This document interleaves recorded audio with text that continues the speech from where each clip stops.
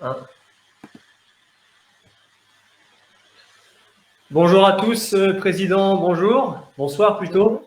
Bonjour, bonsoir, oui, J'espère que vous allez bien tout d'abord. très Avant bien. d'aller un peu plus loin et de revenir sur le club, la situation, tout d'abord, on aimerait savoir comment vous allez en cette période de confinement.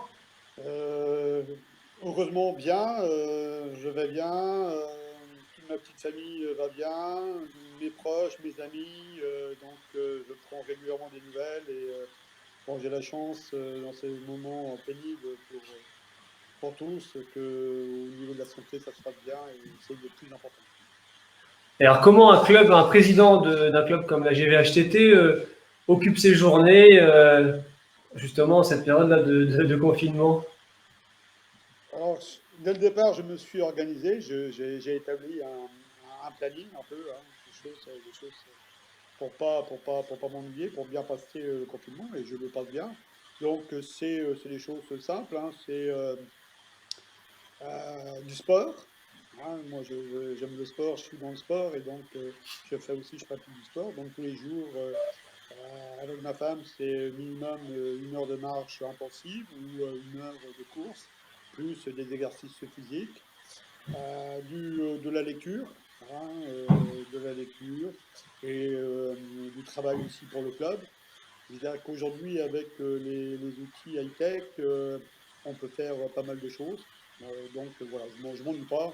À l'exemple d'aujourd'hui, ça a été un rendez-vous avec l'architecte pour la construction du centre de formation. Après, ça a été un entretien téléphonique avec le maire pour le redémarrage de notre centre de formation pour la semaine prochaine. Après, c'était une visioconférence. Là, maintenant, la chaîne télé. Donc voilà, donc je m'ennuie pas. Je passe de ce côté-là, le confinement ne me pèse pas, mais je me suis organisé dès le départ. C'est D'accord. une question On aura l'occasion d'organisation. de revenir tout à l'heure sur les projets et les avancées, notamment sur le centre international. Mais d'abord, si on parlait un peu d'Enbon, je pense qu'on aimerait savoir depuis déjà combien de temps vous êtes président au sein du club. Alors moi, je suis président depuis juin 1997, ça va faire 23 ans bientôt. En quelques mois, j'ai fêté ma 23e année. Alors, surprenant d'un si long bail, surtout si je me remémore l'après-assemblée générale, l'immédiateté de l'assemblée générale, 1 heure après l'assemblée générale, où je m'étais dit dans 1 an, je me barre, j'arrête. Voilà, bon, c'est bon. Comme quoi nos premières impressions, nos premières réactions. Donc voilà. Non, pourquoi un si long? Parce que certains pourront dire que ça fait quand même un bail. La motivation est toujours là, il y a toujours des projets, le club avance toujours, et c'est surtout ça qui fait que je suis là. Je n'ai pas vu les 23 ans passer, parce que je pense qu'on a depuis réalisé pas mal de belles choses, et tant que d'une, je serai motivé, tant que j'aurai des projets, et puis tant qu'il y aura des gens qui me feront confiance, et derrière moi, je continuerai. Les choses sont. Le président d'aujourd'hui, c'est plus le président des premières années. Alors, les choses aussi ont beaucoup changé, ont beaucoup évolué. Je pense qu'on aura l'occasion tout à l'heure d'en parler. Alors justement, vous avez été de toutes les aventures, de la montée en 2003, en passant par les 4 titres de champion de France, le titre de champion d'Europe. Mais comment tout ça a démarré? Comment vous êtes devenu président du club? Moi, je suis devenu président du club à la demande de certains dirigeants, de certains joueurs.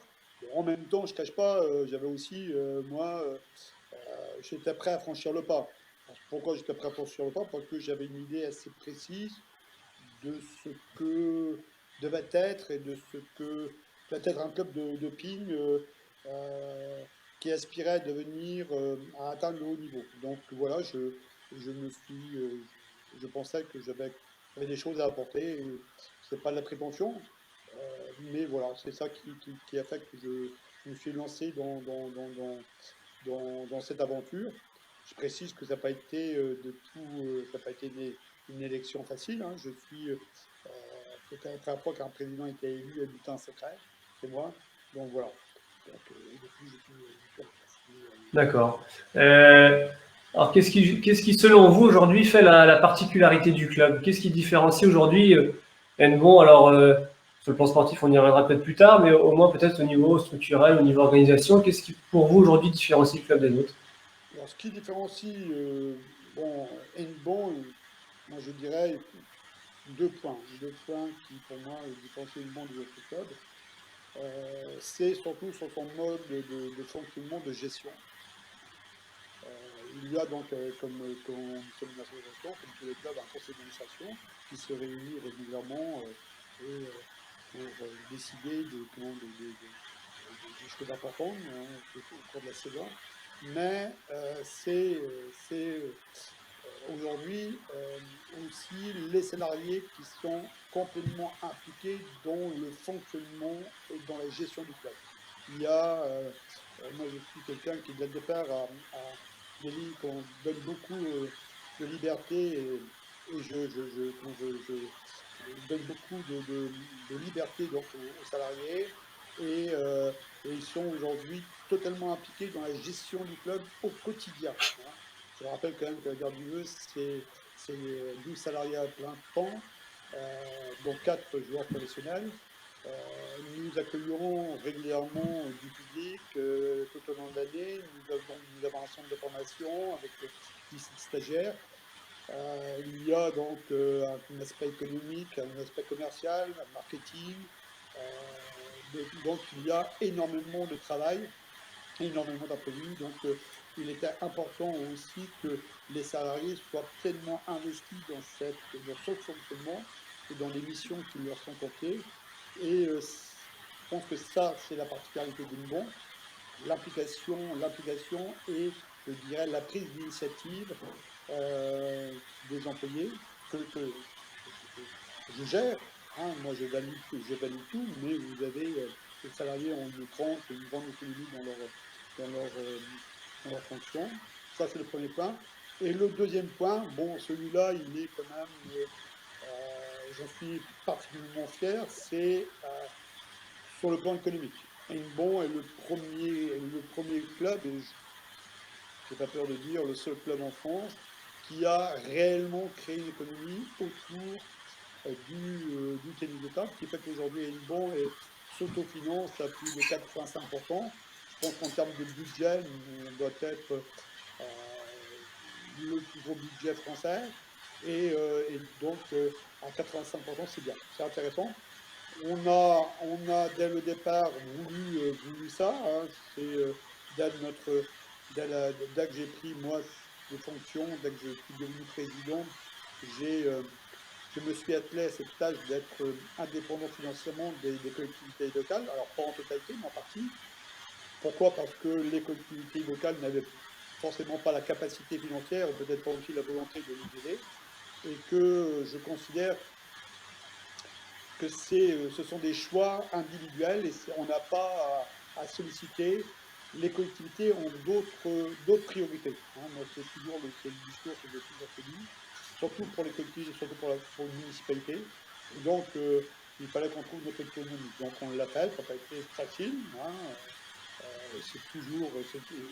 Et là, on traverse une crise particulièrement grave et certainement nous serons les clubs français les plus impactés parce que nos finances viennent de notre activité. Et comme actuellement il n'y a plus d'activité, bon, ben, on est forcément pénalisé. Juste Et je Bruno, est-ce crois que que vous pouvez c'est, juste vous rapprocher un peu du micro? On nous dit qu'on vous entend pas très et je bien. crois que c'est ça qui fait que Hennebon, la particularité d'Hennebon par rapport aux autres clubs, surtout ce point-là. D'accord. Bon, on aura l'occasion d'y revenir, je pense. J'ai vu des questions passer à ce sujet. Si maintenant on se penche un peu sur le plan sportif, avant de se projeter sur la saison prochaine, quel est votre meilleur souvenir au club? Je sais que c'est difficile comme question, mais si vous deviez en retenir, allez, on va dire un ou deux. Ouais, j'en ai plusieurs, c'est sûr que c'est sûr que de dire qu'un seul. Il y a un match quand même qui ressort en tant que meilleur souvenir sportif, c'est le match des playoffs à Torigno-Fouillard contre Beauchamp, qui scellait notre accession en proie. C'est certainement le moment, le meilleur moment sportif, celui que je retiens, celui que je garde, parce que c'était une aventure, l'aboutissement d'une aventure d'un groupe de jeunes joueurs, de copains, de dirigeants, où c'était la fête, c'était le plaisir d'être ensemble, c'était vraiment.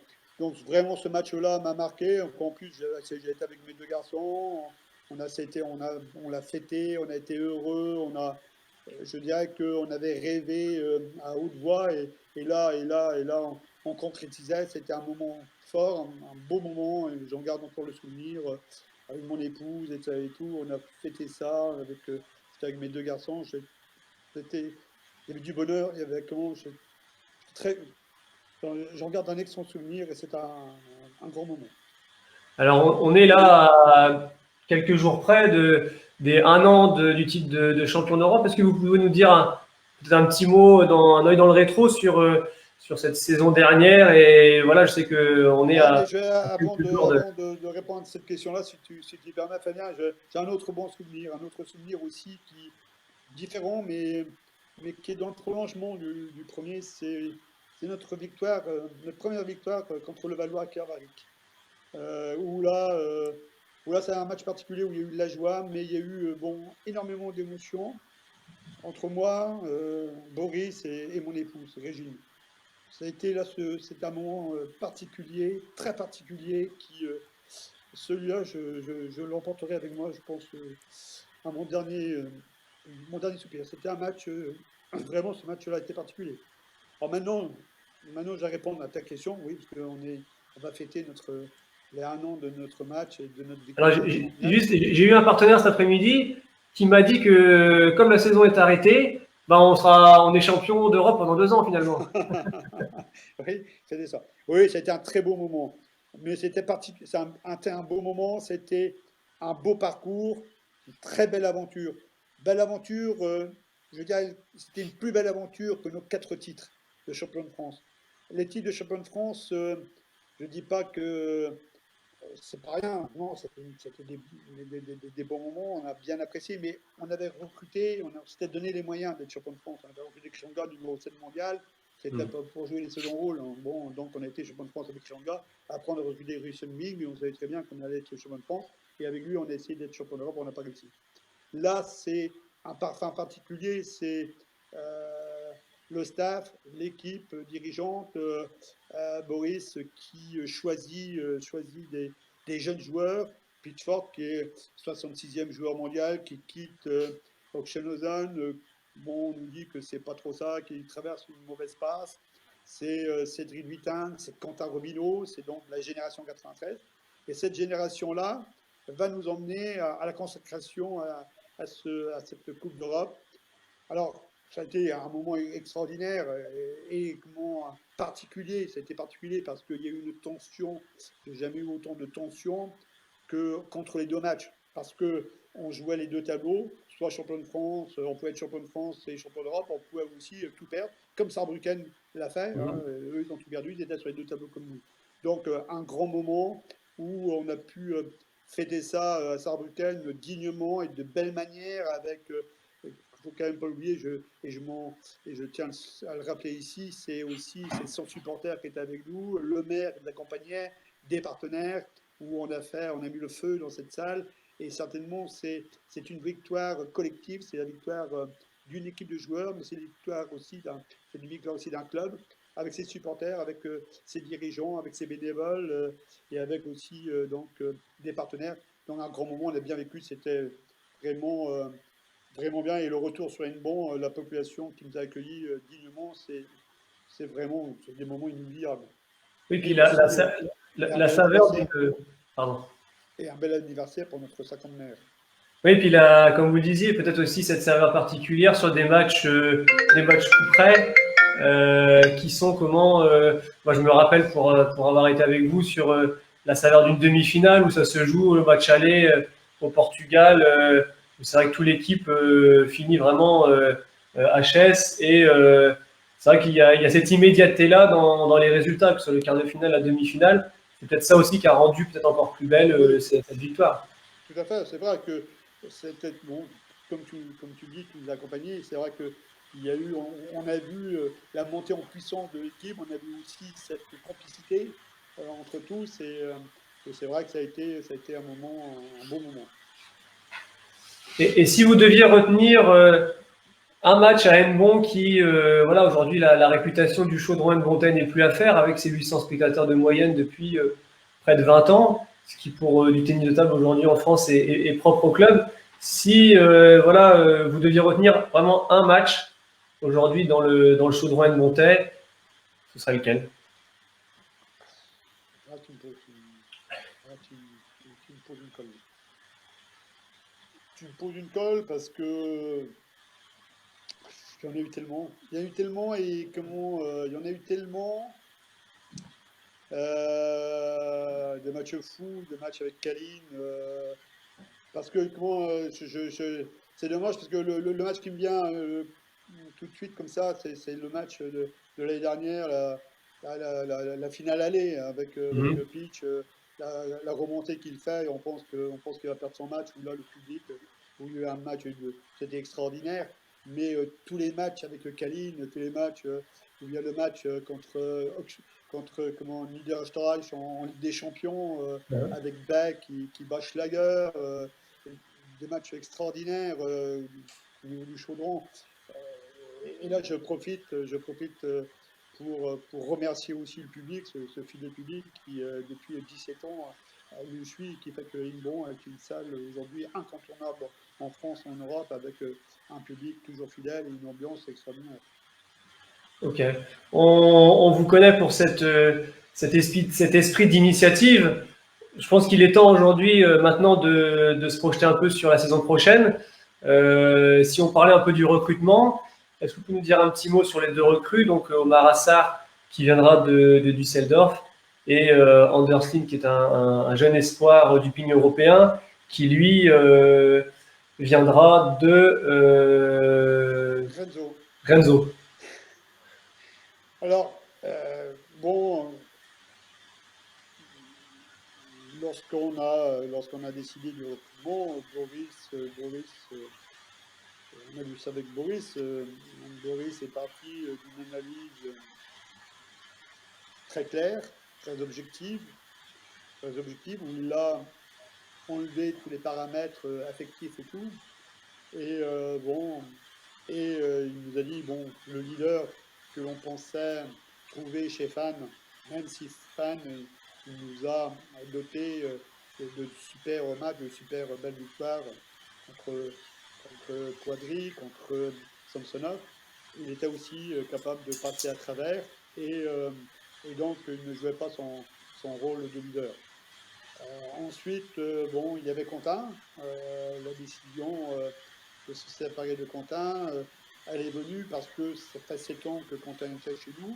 Quentin, c'est un joueur pour qui on a pu compter, et cette année, Quentin a été l'élément qui nous a permis aussi de sortir du nouvel espace et d'accompagner et d'épauler plus Cédric pour nous permettre de nous mettre à l'abri dans la deuxième partie de la première phase. Donc, mais avec Quentin, on avait fait le tour de la question et c'était même pour lui pas bon. Et Boris, soucieux aussi du devenir de Quentin, parce que la relation entre Quentin et nous était forte, et entre Quentin et Boris était forte, et Boris voulait que Quentin parte sur un nouveau challenge, parce qu'il a des qualités, il a un gros potentiel, et qu'il a une bonne peut-être que ça pourrait plus se faire. Alors, bah, chercher un leader, c'était pas évident. Hein. En Europe, aujourd'hui, c'est difficile de trouver des joueurs capables de jouer ce rôle-là et de jouer ce rôle-là, je reprécise, à une banque. Hein. On a vu des joueurs comme Kokiniwa, un top joueur mondial qui est aujourd'hui dans les 10 meilleurs mondiaux, incapable de s'adapter à une banque, parce qu'une banque, c'est une seule particulière. Alors, on est allé à la recherche de ce leader et bon, elle nous a été facilitée parce qu'en même temps, si on était sur le point de le solliciter, il nous a aussi contactés. Donc, on a recruté Omar Assar pour jouer ce rôle de leader. C'est un gars qui, depuis maintenant près d'une dizaine d'années, est dans le top 30 mondial, qui a de l'expérience, qui connaît le championnat français, qui a joué donc 2 saisons à Istres. La dernière année, lorsqu'il a joué à Istres, il a été le meilleur performant français.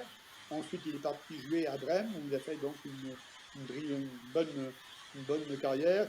Et c'est pour ça que Düsseldorf, le champion d'Europe en titre, est certainement l'un des meilleurs clubs, sinon le meilleur club européen, l'a recruté. Bon, on vous entend pas très bien, Bruno, apparemment. Si, je sais pas si peut-être monter le son du téléphone Moi, je ou suis vous au max rapprochez, avec le téléphone, avec le son du téléphone, je crois. J'essaie ou de vous changer. rapprochez vous rapprochez de l'écran, peut-être. Voilà, on pense que Omar jouera ce rôle de leader. Donc, apporter plus de sérénité, plus d'assurance aussi au club, pour que le club joue les premiers rôles. On ne va pas le cacher. Le premier objectif, il est simple, c'est le maintien. Mais après essayer de jouer le haut du tableau. Alors, ensuite, le deuxième recrutement, Anders Lee, c'est c'est un pari, c'est un pari un peu comme le pari qu'on avait fait sur Liam. C'est un jeune talentueux, très prometteur, certainement un des meilleurs européens dans sa catégorie d'âge, des moins de 21 ans. Et le pari est avec Lynn, un peu de réaliser ce que nous avons réalisé avec Liam, la première chose.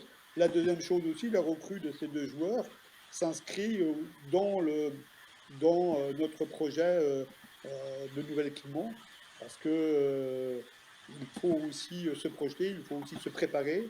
On est, si on doit prendre possession de notre équipement dans un an, un peu plus, il est important de préparer ça à l'avance. D'accord. Donc les ambitions, hein, comme vous venez d'en parler, peut-être au niveau du championnat, avec les recrues qui commencent et les équipes qui commencent à se dessiner, de toute façon, et on sait que c'est depuis toujours l'ambition du club, c'est vraiment de jouer les premiers rôles, le titre évidemment, je dirais qu'au moins, comme ça a toujours été le cas, les 4 premières places, et peut-être un petit mot en Ligue des Champions.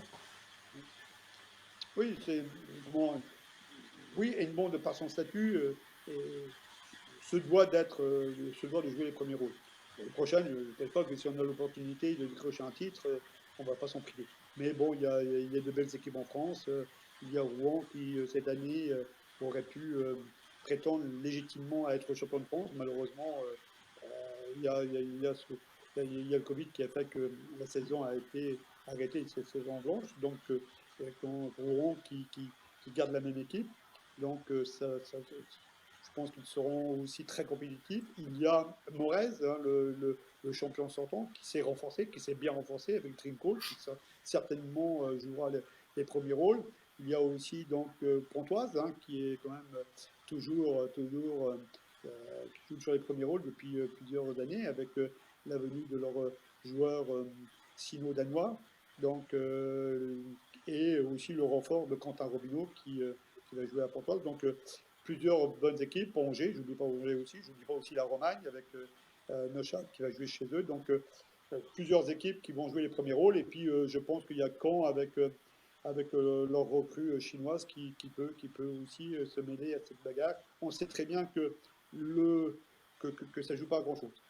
L'autre objectif, et tu l'as dit tout de suite, tout à l'instant, c'est nos ambitions européennes. Nos ambitions européennes, on se doit aussi de disputer les Coupes d'Europe et d'essayer de se qualifier pour la Ligue des Champions. L'année prochaine, il y a une petite modification dans le fonctionnement de la Ligue des Champions. L'objectif, il est clair, c'est d'aller en quart de finale. Après, une fois en quart de finale, avec les joueurs que nous possédons, avec un gars comme Omar qui est habitué à ces confrontations de très haut niveau et contre les meilleurs, qu'il a, il a régulièrement rencontrés, il les a quelquefois battus, il a quelquefois été battu, mais je crois avec Cédric aussi qui monte en puissance. Et puis j'ai hâte de voir le nouveau Walker, parce que on ne s'est pas trop expliqué là-dessus, mais l'idée de Boris de lui dire, de lui refaire confiance, parce que par rapport à ce qu'il avait pu faire à Istres, je crois que c'est une bonne idée. Samuel a montré qu'il était très professionnel, très désireux de faire de belles choses à Inbon, et c'était bien de le conserver, de lui redonner une chance. Et je crois qu'avec toute cette équipe-là, il est possible en Coupe d'Europe de faire de belles choses. Toujours, c'est ce à quoi j'espère, ce à quoi je voudrais aussi que les joueurs ont aussi cette ambition. D'accord. Alors là, je vois plusieurs questions passer et je pense que les gens aussi ont envie d'avoir un peu votre éclairage là-dessus. Où ça en est au niveau du projet de salle? On sait que avant cette période compliquée, il était question d'une salle livrée à l'été 2021. Qu'est-ce qu'il en est aujourd'hui au niveau du projet? Alors, il en est aujourd'hui que les dernières informations, la salle serait livrée octobre 2021. Il y aurait un léger décalage. Bon, c'est vrai qu'aujourd'hui, à part ça, on ne peut pas trop se prononcer. Hein. On est vraiment dans le flou, dans le plus grand, parce que, bon, avec le Covid, toutes les nouvelles normes pour fonctionner, comment ça va se traduire sur les chantiers, comment il faut des nouvelles normes. Donc, je sais pas, je ne suis pas en mesure de dire les choses très précisément. Je ne doute pas de la volonté de la municipalité de faire avancer rapidement ce projet. Ça, j'en ai la certitude, comment j'en suis convaincu. Et je tiens aussi à apporter mon, mon, mon, mon soutien et ma reconnaissance à la municipalité d'avoir porté ce projet jusqu'au bout contre vents et marées, bon, et que il fallait le faire. Et je tiens ici donc une nouvelle fois à leur témoigner mon soutien et ma gratitude. D'accord. Alors là, je vais inviter maintenant les gens qui nous suivent à poser vos questions. Alors j'ai une transition qui est toute trouvée puisque parmi les questions, l'une concernait cette nouvelle salle et il était demandé avec cette nouvelle salle, qu'est-ce que le club allait faire de plus? Alors, ça va faire de plus. Euh, cette nouvelle salle, Hennebont aujourd'hui a un rayonnement international. Ce rayonnement international, il était quand même un peu bridé de par l'équipement que nous avions. Un équipement qui n'était plus du tout adapté, vétuste, il ne faut quand même pas l'oublier. Lorsqu'il pleut, il n'y a pas besoin de sortir de la salle, on sait qu'il pleut parce qu'il pleut dans la salle. Les gens qui viennent voir, tout à l'heure on a souligné un nombreux public, un public fidèle, et ils sont quand même assis sur des conditions, sur du bois. Lorsqu'on vient à un match de ping, on s'en souvient parce que le lendemain matin, on a un peu mal au dos. Donc, un équipement vétuste. Donc, cette salle va nous permettre d'avoir un rayonnement à l'international, mais ça va nous permettre aussi de pouvoir répondre à des choses très simples. Les gens s'étonnaient que nos joueurs ne s'entraînent pas Hennebont. Pourquoi les joueurs ne s'entraînaient pas Hennebont alors qu'au début, on a été le premier club en France à exiger que nos joueurs s'entraînent et vivent à Hennebont? Parce que la salle était tout simplement trop petite. On pouvait mettre que 12 salles. Et comme nous avons créé de nouveaux produits pour, pour financer le club, on a créé un centre de formation labellisé. On a 23 gamins qui sont au centre de formation. On a des stagiaires qui viennent tout au long de l'année s'entraîner à une bombe et qui viennent de tous les pays du monde. Donc, cette salle ne répondait plus. Donc, la nouvelle salle va nous permettre de faire revenir nos joueurs s'entraîner à une bombe,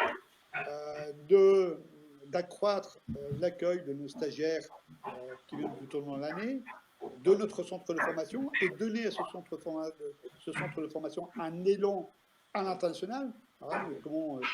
Même si déjà aujourd'hui on est capable de répondre à la demande, mais on a une très forte demande et c'est de répondre à cette demande. C'est aussi devenir un centre d'entraînement performant de haut niveau pour permettre à des joueurs, à des athlètes bénéficiant de bourses CIO de venir s'entraîner à Hennebont et de profiter, je dirais, de Hennebont. Et en ce sens, nous avons recruté un entraîneur de dimension internationale qui sera en charge de gérer ce secteur. Donc, le dernier point, c'est donc de faire venir des délégations internationales à Hennebont. C'est aussi être un site d'entraînement pour d'entraînement et d'accueil des délégations internationales pour les Jeux Olympiques de 2024 à Paris. Donc voilà ce que, alors, sur un aspect purement sportif, un autre aspect aussi, c'est que on a un secteur où nous sommes je dirais, à l'offensive, c'est le secteur marketing et sponsoring, et ce nouvel équipement va nous permettre aussi d'accueillir le public dans de meilleures conditions, nos partenaires dans de meilleures conditions, parce que nous aurons un VIP de 300 mètres carrés qui va nous permettre aussi d'avoir une activité hors ping, c'est-à-dire l'organisation de séminaires, l'organisation de séminaires sur le sport de haut niveau, d'accueillir des compétitions internationales, d'organiser un Pro Tour, d'organiser des tournois Challenger, d'organiser des compétitions jeunes, des compétitions nationales et internationales. Donc voilà, c'est un nouvel outil qui va donner un nouvel élan au club, mais aussi qui, je pense, va nous permettre d'aller plus loin dans ce modèle économique et de peut-être tracer une voie pour, nos collègues, dire voilà la voie que Henbon a choisie sans aucune prétention, mais dire voilà ce qui est possible de faire. C'est un peu ça que le nouvel équipement doit et va répondre. D'accord. On a plusieurs questions à ce sujet. On imagine que forcément vous y réfléchissez, je pourrais même l'attester. Au niveau du naming de la salle, c'est évidemment une ressource qu'il faudra exploiter pour cet équipement. Oui, alors oui, le naming de la salle, on y travaille, et tu es bien placé pour savoir qu'on y travaille, que j'y travaille aussi, que c'est depuis bien avant même la finalisation du dossier, on a commencé donc différents contacts, on a des outils, on a travaillé une plaquette en français et en anglais et même en chinois pour trouver un naming. Maintenant, c'est pas il est même pas si évident dans des sports majeurs comme le football ou d'autres sports de trouver un naming. Donc vous comprendrez bien que pour du tennis de table, c'est encore beaucoup plus difficile. Il n'empêche que nous avons des contacts sérieux, de bons contacts. Maintenant, c'est des dossiers qui se règlent sur plusieurs années. Et c'est aussi à travers ce qu'on arrivera à faire de cet outil, ça nous permettra certainement de trouver plus facilement des partenaires pour nous accompagner dans cette aventure. Mais je crois que les gens ont du mal aussi à s'imaginer quel sera cet outil, comment. Je pense que une fois cette salle finie, ça sera plus facile pour nous de concrétiser ce dossier. Bien que j'ai bon espoir que j'ai bon espoir, j'ai toujours bon espoir. C'est sûr que cette situation, cette crise que nous traversons va freiner certainement ce dossier. D'accord. Alors c'est justement une des questions qu'on a pu avoir au tout début de ce live. Alors j'en profite pour saluer tous les partenaires. Je sais que le Jardin d'Essence, Catherine et Luc Carnot, on les salue, ils nous suivent là en ce moment, de même que la nouvelle Bonjour agence. tous. Chez Manu Pizza aussi à Languedic. Donc voilà, j'en profite pour saluer tous nos partenaires. L'une des Moi aussi, questions j'en aussi, profite et pour vous en les avez remercier parce que si Bon est à ce niveau, c'est grâce à nos partenaires fidèles de longue date et, euh, Catherine et Luc en font partie, et bien Manu aussi, mais nos partenaires, c'est notre force, c'est d'avoir fédéré le tissu socio-économique local, mais c'est aussi qu'ils sont de fidèles partenaires qui nous suivent depuis de longues années. C'est grâce à eux si Bon est là. Sans eux, nous ne serions pas là.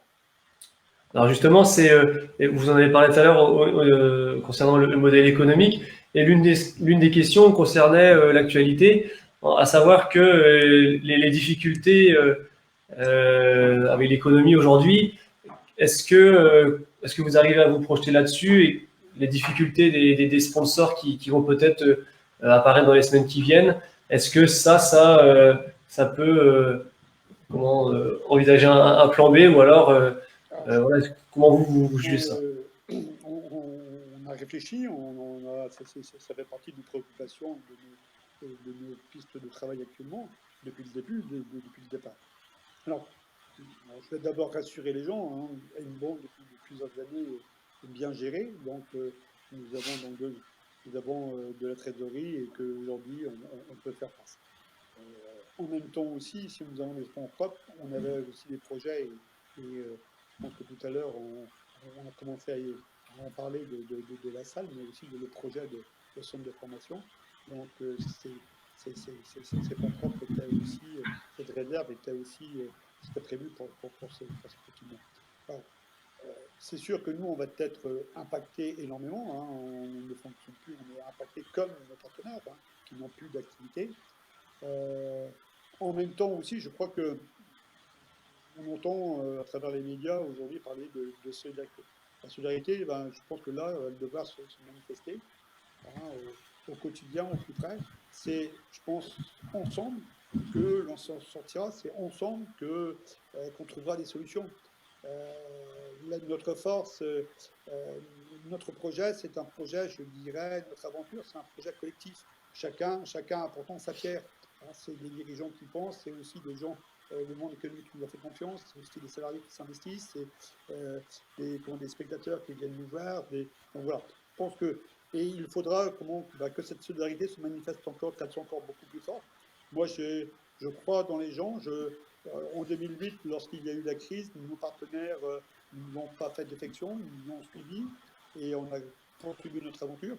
Celle-ci, elle risque peut-être d'être plus dure, mais je crois que demain, il va falloir. Nous, on va organiser des manifestations. C'est nos partenaires qu'on va travailler comme on travaille déjà avec eux, on va encore les faire travailler, on va continuer. Et c'est comme ça qu'on s'en sortira. C'est pas en se refermant sur soi qu'on trouvera les solutions. Les solutions, elles seront collectives, elles seront. Voilà. Et j'ai bon espoir que nous trouverons des solutions. Et j'ai bon espoir dans les Bretons. Les Bretons sont des gens sages. C'est ce qui fait notre force, notre forte identité, notre savoir-faire ensemble, notre savoir construire des choses. On le montre souvent, on le démontre.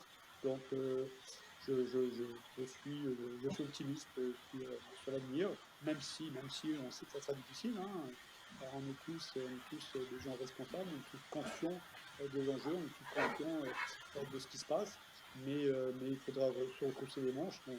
On l'a fait, on sait le faire. Je sais que nos partenaires le font, le démontrent tous les jours, mais c'est aussi ça, c'est aussi cette communion de pensée, d'action, d'être.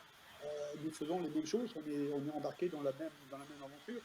Nous, on est le monde associatif, mais c'est le fruit de notre travail, c'est le fruit de ton travail, toi, Fabien, lorsque tu démarches, c'est aussi lorsque, comment le centre de formation qui fonctionne, lorsque les entraîneurs prennent la peine d'aller voir les parents, qui s'investissent au quotidien, lorsqu'ils sont avec les stagiaires. Bon, c'est ça, c'est le travail, c'est votre travail qui fait notre force et demain, il faudra continuer cette façon de faire et de fonctionner. D'accord. Alors, on salue aussi la mutuelle Marc. Salut Marc, qui nous rejoint sur le live. Solidaire nous serons, Marc, c'est très sympa. Peut-être un petit mot, c'est une question qu'on a eue tout à l'heure. Pourquoi avoir voté pour une saison blanche? Alors, en sachant qu'il restait quand même entre 6 et 8 matchs à jouer, et du coup avoir gelé forcément à la fois le titre pour Rouen, mais également aussi les descentes. Alors, pourquoi avoir gelé? Moi, je fais partie de ceux qui sont prononcés pour faire une saison blanche. Et comment je le reconnais, je l'ai dit tout à l'heure, que je me mets à la place du club de Rouen, qui certainement avait toutes les chances d'être sacré à la fin de la saison champion de France. Mais il y avait quand même un tiers du championnat qui n'avait pas été fait. Et si en même temps on pouvait logiquement dire que Rouen était champion de France, je ne me voyais pas, moi, voter pour une formule qui aurait fait descendre Istres ou Villeneuve. On a vu l'année dernière le retournement de situation qu'il y a eu en fin de championnat et il restait trop de matchs et il y avait trop d'incertitudes pour prendre cette décision. Alors, c'est frustrant aussi pour Chartres. Hein. Moi, j'ai des bonnes relations avec le club de Chartres. J'ai une excellente relation avec son ancien président, Loïc Bréhul, où je sais qu'il suit toujours, il est toujours impliqué dans le club. Et c'est vrai que Chartres méritait aussi de remonter, parce que Chartres, ils ont été premiers de la première journée jusqu'à la 12e journée. Ils avaient fait les efforts pour, et Chartres, c'est aussi c'est une forte équipe, c'est un bastion du tennis de table français. Donc c'est dommage pour eux. Mais je dirais que face à cette situation inédite, on n'a pas connu ça. Je pense que c'est la moins mauvaise des solutions. La moins mauvaise solution. Mais c'est les clubs de Nice, c'est les clubs des choses qui sont aussi pénalisés en National 1. Voilà, c'est les clubs de Lille. On est conscient que cette décision n'allait pas faire l'unanimité, mais aucune décision ne faisait l'unanimité. Je pense, mon âme est consciente que c'est la moins mauvaise des solutions. Le seul regret que j'ai, c'est que la fédération a trop tardé à prendre cette décision. Mais elle a eu le courage, on doit le reconnaître, de prendre cette décision. Et bon, voilà, les choses sont comme ça, et on le voit bien. Aujourd'hui que le championnat n'a pas pu reprendre, et on aurait aussi lésé du monde. Il y a eu des gens lésés, mais bon, c'est comme ça, je dis que c'est la moins mauvaise des solutions. D'accord. Mais c'est pas la bonne solution. Ouais, et la santé d'abord, forcément. Et la santé, voilà, c'est ça, je crois aussi, voilà. Merci de me rappeler. Je crois que ce qui est important aussi, il faut quand même pas l'oublier, ce n'est que du sport que nous faisons. Il y a d'autres priorités. La priorité, c'est d'abord la santé. Et je crois que si on a tous la chance autour de nous que nos proches ne sont pas touchés, on voit tous les drames qu'il y a. Et je crois que c'est d'abord ça qu'il faut mettre en avant. On ne sait pas demain quand ça va reprendre, je ne sais pas quand demain quand ça va reprendre, mais le plus important, c'est la santé. Parce que ça, tout le reste, on pourra faire des choses, on pourra trouver des solutions. Ça prendra le temps, mais on trouvera des solutions. Mais quand le drame arrive, quand la santé n'est plus là c'est autre chose. Là, c'est irrémédiable. Et ça, c'est important. C'est ça le plus important. Et dans notre motivation, il y a aussi cet aspect sanitaire qui a pesé beaucoup. Alors, on a plusieurs questions. Alors, vous y avez plus ou moins répondu, mais peut-être pour ceux qui nous ont rejoints en cours de route, et ce sera peut-être aussi l'occasion de dire un petit mot pour Quentin et pour Fad, puisque forcément, qui dit saison blanche dit qu'il n'y aura plus de match cette année à Hennebont, et donc on ne pourra pas offrir, comme on a pu faire par passé, aux joueurs qui ont quitté le club, un dernier match, une soirée d'au revoir. On nous demande pourquoi avoir gardé Samuel malgré peut-être une saison en demi-teinte, et ne pas avoir gardé Quentin qui revenait pourtant dans une forme plutôt bonne. Alors, moi, je vais me répéter. Alors, pourquoi ne pas avoir gardé Quentin? On n'a pas gardé Quentin parce qu'on a fait le tour de la question, on pensait avoir fait le tour de la question avec lui, et que comme on aime bien Quentin, et qu'on apprécie beaucoup Quentin, et qu'il y a une relation particulière avec Quentin, une relation très particulière avec Boris, avec le club, et on pensait pour le bien de Quentin qu'il était important qu'il parte sur un nouveau challenge. Il n'a que 27 ans, il est jeune, il a un fort potentiel, et il fallait se secouer, il lui fallait un nouveau challenge, et je pense que c'est une bonne chose.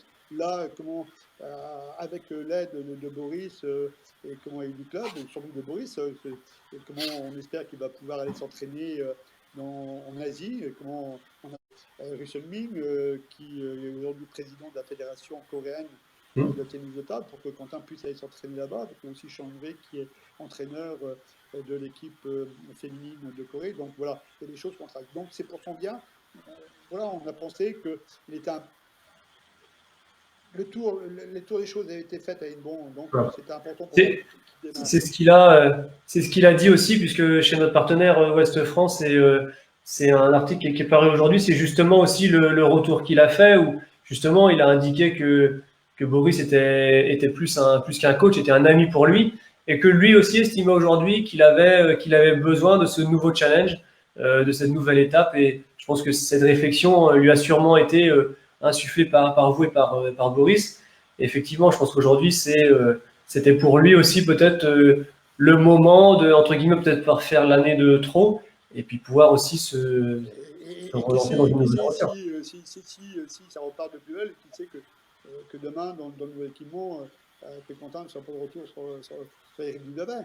Bon, l'histoire, bon, il y a rien de figé. Et comment, je l'ai dit, moi, je lui ai dit à Quentin que Quentin est un joueur d'Edmond et restera un joueur d'Edmond, même voilà, parce qu'il y a eu des moments très forts et c'est quelqu'un de charmant et qu'on a beaucoup apprécié. Et on n'a pas pris cette décision-là à la légère. Ça a été, c'était difficile pour nous de la prendre et ça a été très difficile pour Boris de lui annoncer ça. Ensuite, pourquoi garder Samuel? Je l'ai dit tout à l'heure, Samuel, lorsqu'on l'a recruté, il a été le leader de Istres, il avait permis à Istres de se maintenir, il nous a montré de très belles choses. Ensuite, on a vu cette année le professionnalisme de Samuel. C'est quelqu'un qui veut réussir et donc Boris a décidé et les arguments qu'il a avancés m'ont convaincu de lui redonner une nouvelle chance et je pense que c'est une bonne décision. Je pense que Samuel fera tout et mettra tout. Déjà, il met tout en œuvre pour réussir et nous faire une très belle saison la saison prochaine. Alors, c'est ce qu'il nous a confirmé il y a une quinzaine de jours, puisqu'on était avec lui en live sur Instagram. J'invite d'ailleurs tous nos followers à retrouver chaque jour, que ce soit sur Facebook, sur Twitter ou sur Instagram. Voilà, pendant le confinement, on essaye aussi de vous faire revivre un peu les joueurs historiques, les moments historiques, vous faire partager quelques vidéos sympas. Donc, n'hésitez pas à le faire savoir autour de vous. Et également, encore un petit mot pour les partenaires où vraiment, je vous invite tous les jours à suivre cette rubrique qu'on a été les premiers à lancer, hein, un jour un partenaire. J'aime mon commerce, donc voilà, pour vraiment prendre le temps et de profiter du confinement pour découvrir un peu nos partenaires et voilà, dès que ça sera possible, de ne pas hésiter à retourner et aller leur rendre visite. Et peut-être un petit mot aussi, alors on nous demande sur la construction peut-être du centre de formation aussi, peut-être un petit mot dessus.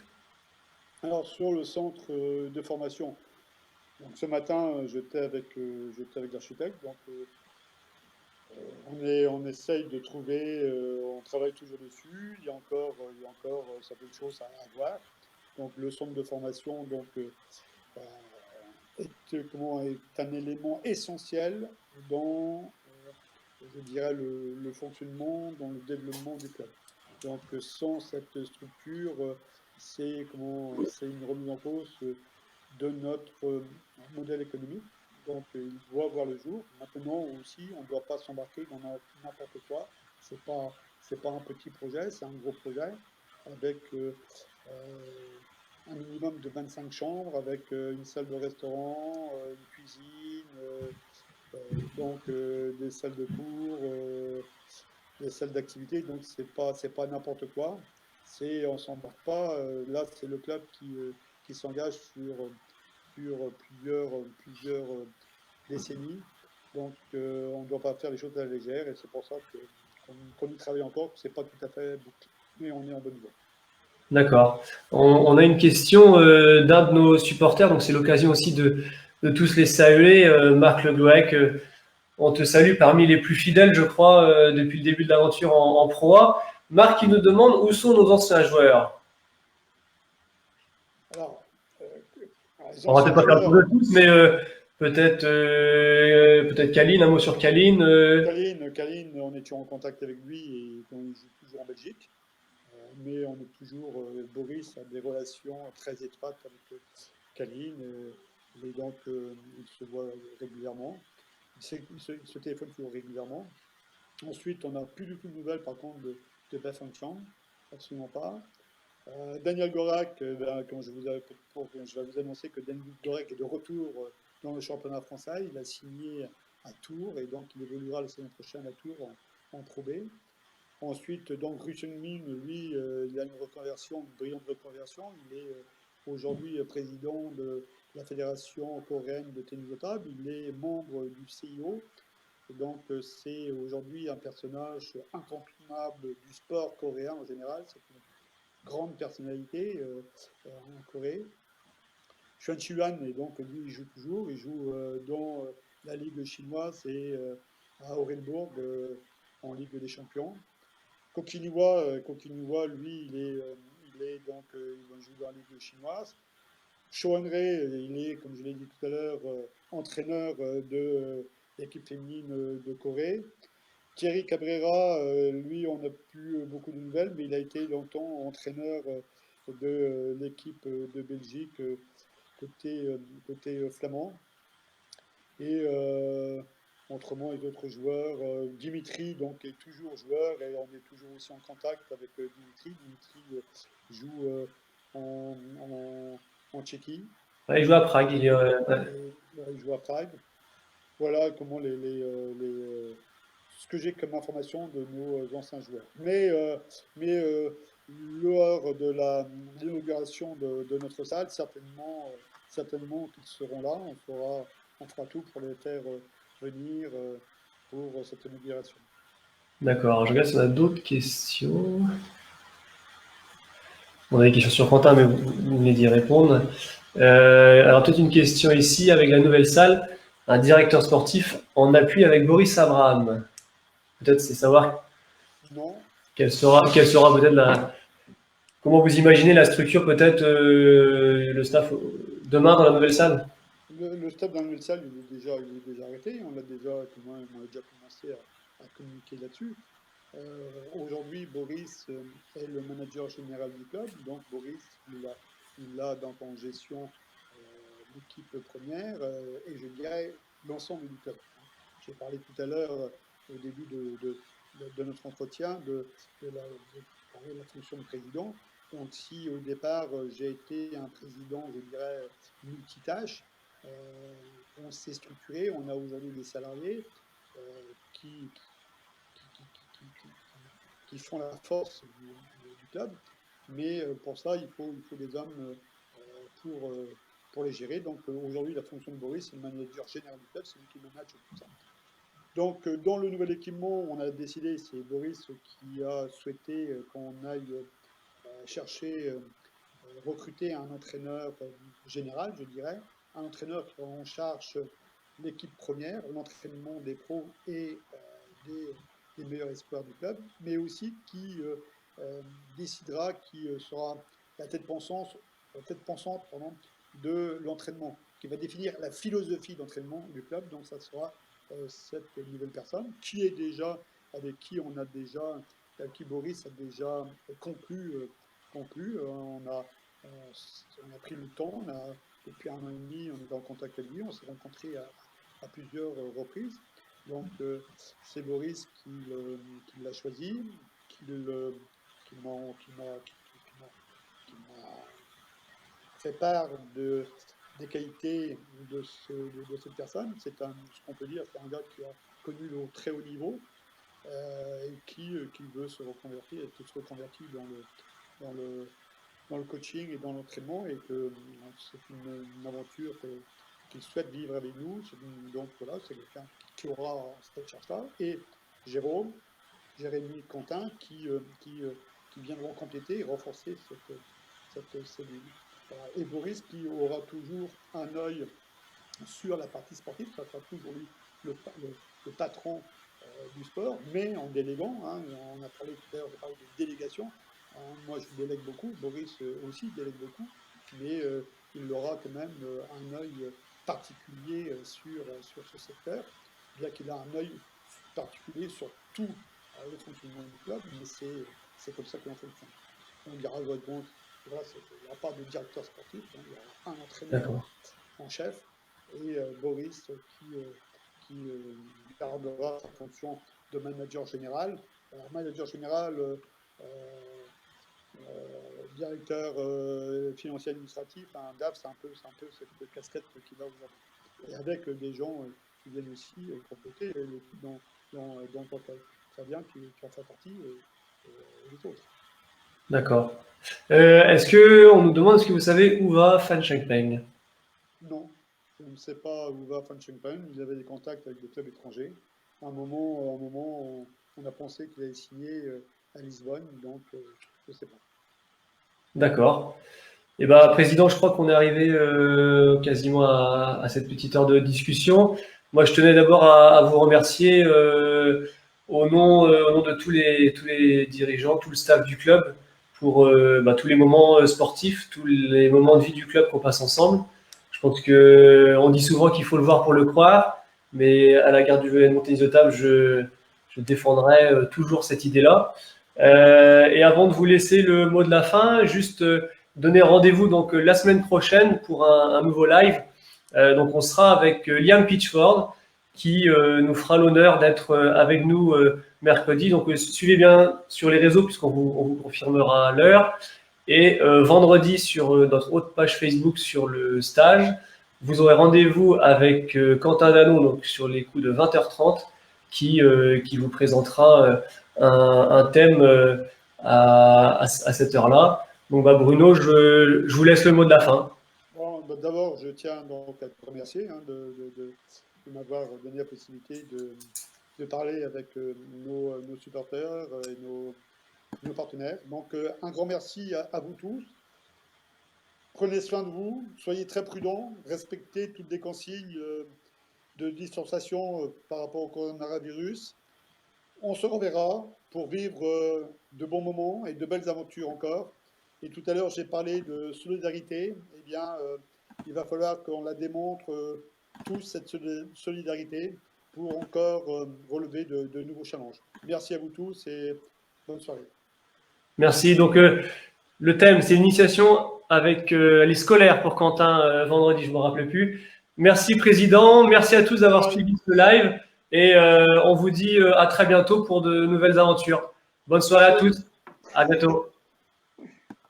À bientôt.